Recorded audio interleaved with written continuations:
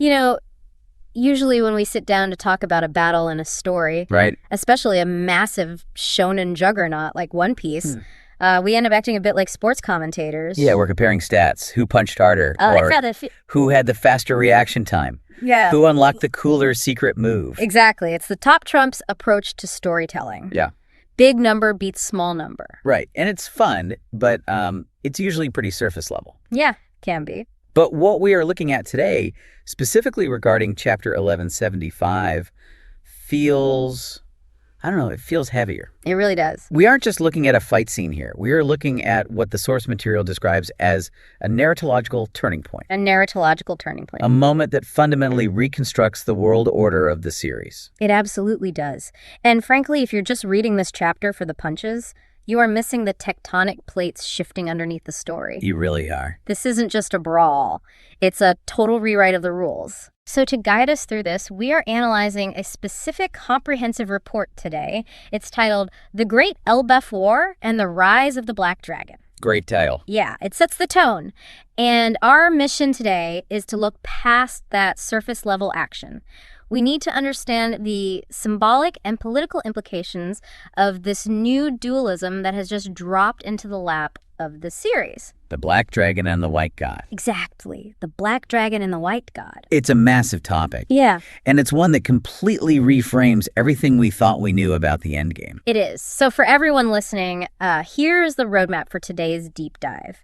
We're going to break this into 3 main pillars. Okay. First, we have to talk about Loki. Oh, yeah, we did. He hasn't just powered up. He has undergone a transformation into a god of destruction with powers that, quite frankly, just break the established rules of the One Piece magic system. And that rule breaking is the key point we'll need to focus on. It's not just stronger Hayaki. It's something else entirely. Right. Second, we're going to look at the chilling gap in power demonstrated in the secondary battlefield. The Brook situation. Yeah. We're talking about the clash between everyone's favorite musician, Brook, and the Will of Emu. If you thought you knew the power hierarchy, this report suggests you need to throw that chart right in the trash. It's a very sobering read, for sure, especially for fans of the crew members who aren't the captain. It really is. And finally, we're going to unpack the historic alliance, the cosmic collision. Right. This positions Luffy and Loki as the 2 wings of the new era. So let's not waste any time. Let's jump right into the deep end. Let's do it. Let's start with the visual spectacle because the report emphasizes that this isn't just Loki getting a bit buff. No. We are seeing him transform into the Kuroki Ryuryu, the Black Dragon. And the report mentions the scale here is difficult to even comprehend. It's immense. You have to remember, Elbaf is the land of giants. Right, everything is huge. Everything there is already supersized. A normal giant looks like a mountain to a human.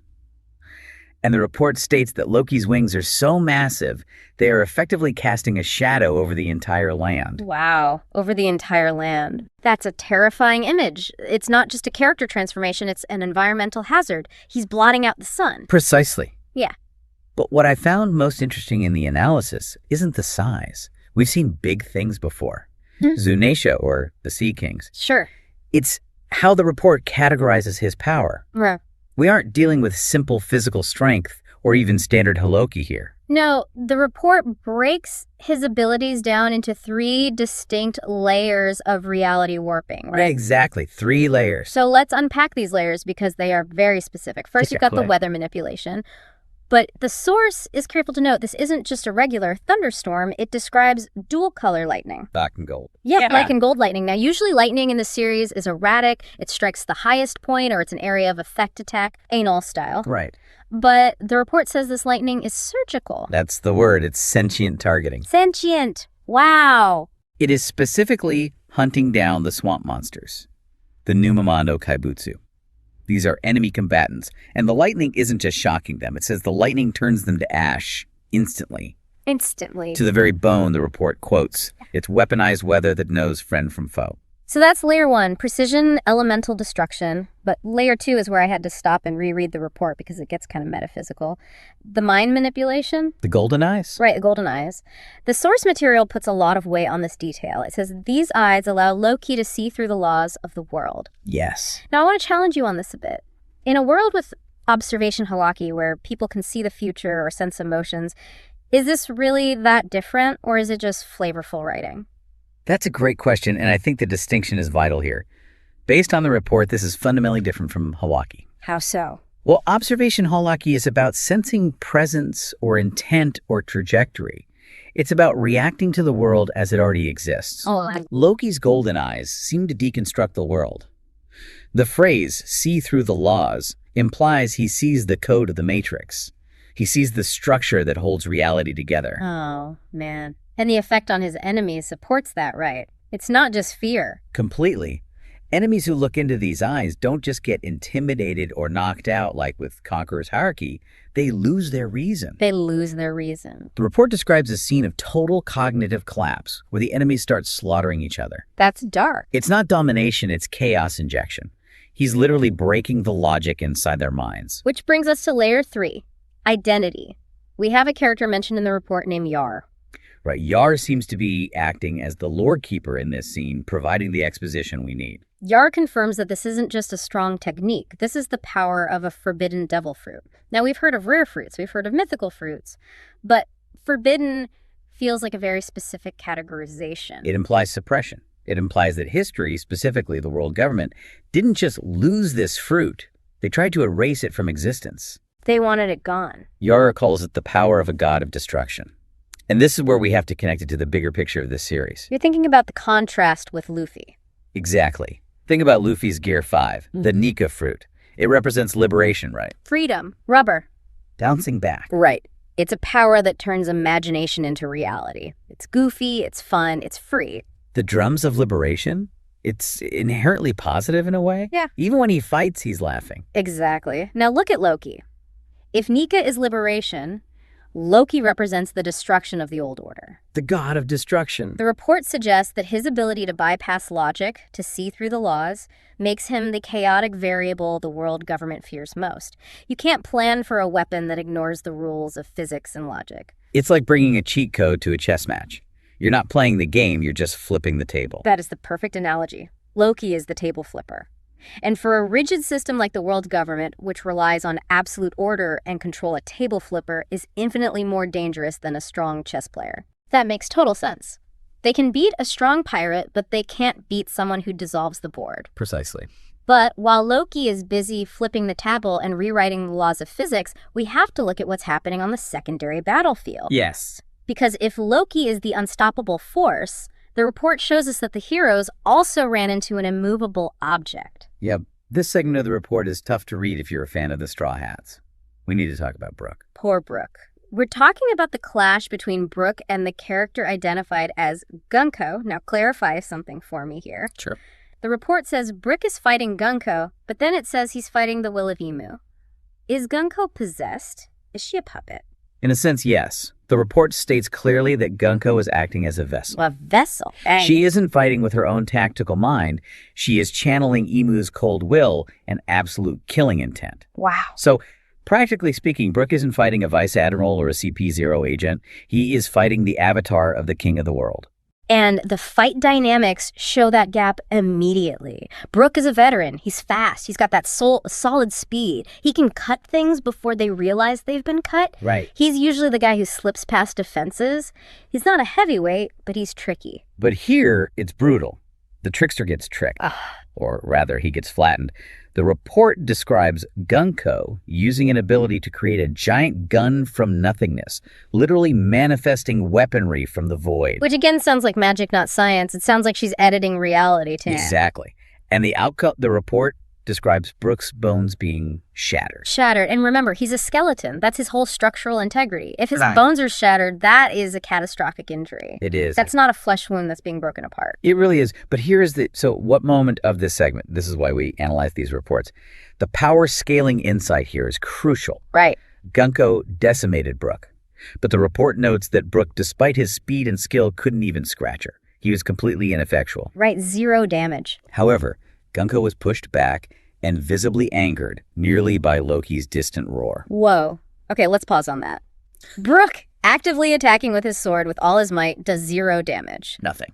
Loki just screaming in the distance actually affects her physically. Exactly. It establishes a new hierarchy. The report suggests that we are entering a phase of the story where only the power of a god can touch another god. That's terrifying for the rest of the crew. It is. We love Nami Usopp Chopper, but if this is the rule now, where does that leave them? It leaves them in a very dangerous spot. Imu, through Gunko, ignores regular fighters. They're beneath notice. They are ants. Wow. But Imu reacts to Loki. It implies that if you haven't awakened a divine aspect of your power, like Nika or this black dragon, you might be entirely irrelevant in the final war. That puts the Straw Hats in a scary position. If you aren't a god, are you just a spectator? Or worse, collateral damage? That is the question the series is forcing us to ask right now. The gap between commander level and god level has become an abyss, and poor Brook fell right into it. Man, speaking of escalating battles and militaristic power, the report moves us to what it calls the cosmic collision. Yes. Because apparently fighting a vessel of Imu wasn't enough.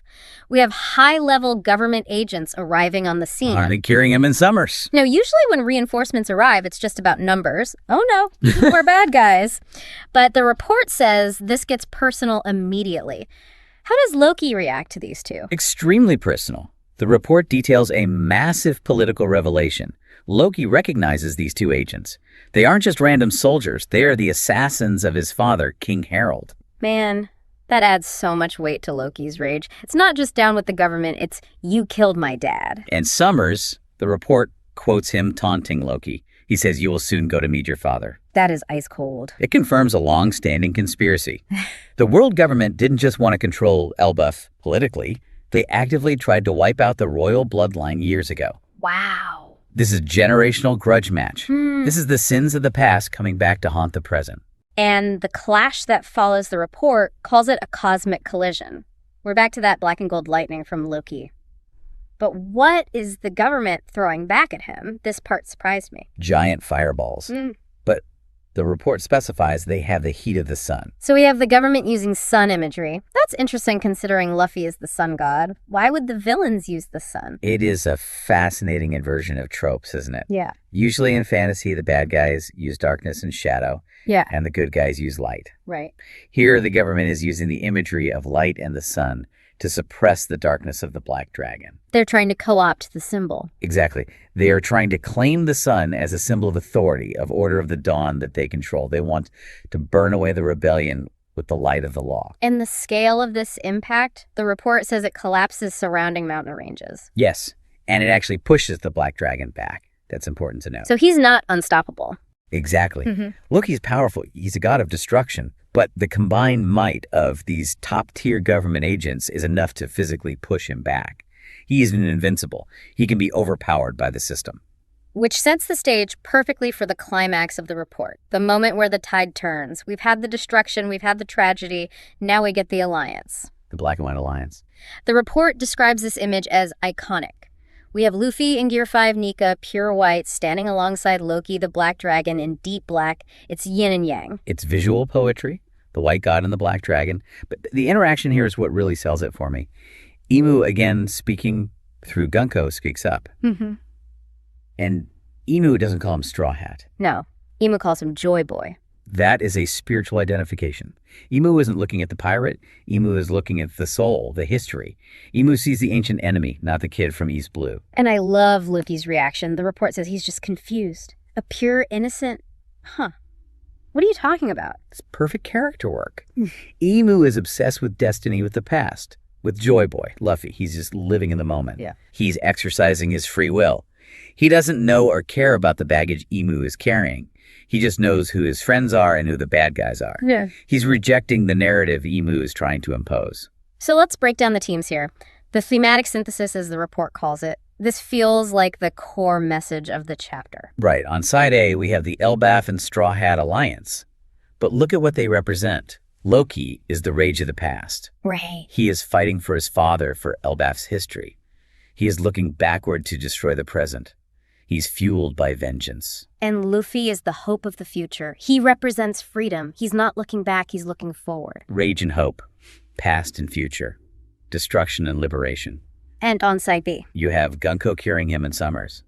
They represent the will of Emo and the destruction of the empty throne. or rather the desperate attempt to keep the empty throne from being destroyed. Exactly. They represent stagnation. They represent the maintenance of the status quo at all costs. The report calls this team up between Luffy and Loki the two wings of the new era. That is a bold claim. Two wings. Usually Sanji and Zoro are called the wings of the Pirate King, but this is the wings of the era. It signifies that the era of the world government's absolute rule is ending. And here's the key insight. You cannot fly with just one wing. You cannot build a new world with just liberation. Why not? Why can't Luffy just laugh the new world into existence? Because the old structures are still in the way. You can't plant a new garden on top of concrete. You need the destructive power to tear down the old system. That's Loki. Mm-hmm. And you need the liberating power to build a new one. That's Luffy. It's the ultimate combo. You can't have a new build without demolition first. Precisely. And that's why this chapter is such a narratological turning point. The pieces are finally on the board in a way that threatens the very foundation of the world government. For the first time, the demolition crew and the architects are on the same side. So we've gone from Loki's eyes that defy logic, to Brook getting stumped by a god, to this massive sun versus lightning clash, and finally this legendary team-up. It's been a journey. If we have to sum this up, what does this all mean for you, the listener? Why should you care about black and gold lightning or golden eyes? What is the takeaway? I think the key is in the final conclusion of the report.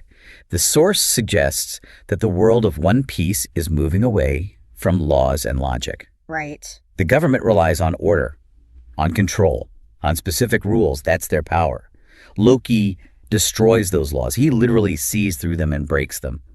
Luffy, he ignores them entirely. He operates on dream logic. So we are looking at a future defined by what? Chaos. That's the big question. If you destroy the old laws, are you left with total chaos or do you get absolute freedom? And here's a provocative thought I want to leave everyone with. Can these two polar opposites, Loki's rage and Luffy's joy, actually coexist long term? That is a scary thought. Right now, they are pointing their guns at the same enemy. But rage and joy are very different fuels. Exactly. Is this alliance the salvation of the world, or is it a ticking time bomb? Because once the common enemy is gone, what happens when the god of destruction looks at the god of liberation? Can a builder and a destroyer live in the same house once the renovation is done? Man, that is something to chew on. The two wings might help the bird fly, but they have to flap in rhythm or the whole thing crashes. Well said. We want you to think about that. What does seeing through the laws of the world really mean for the future of the series? Does it mean reality itself is about to break? I think it just might. Thanks for diving in with us today. This report was a beast, but man, was it worth it. Always a pleasure. Catch you on the next deep dive.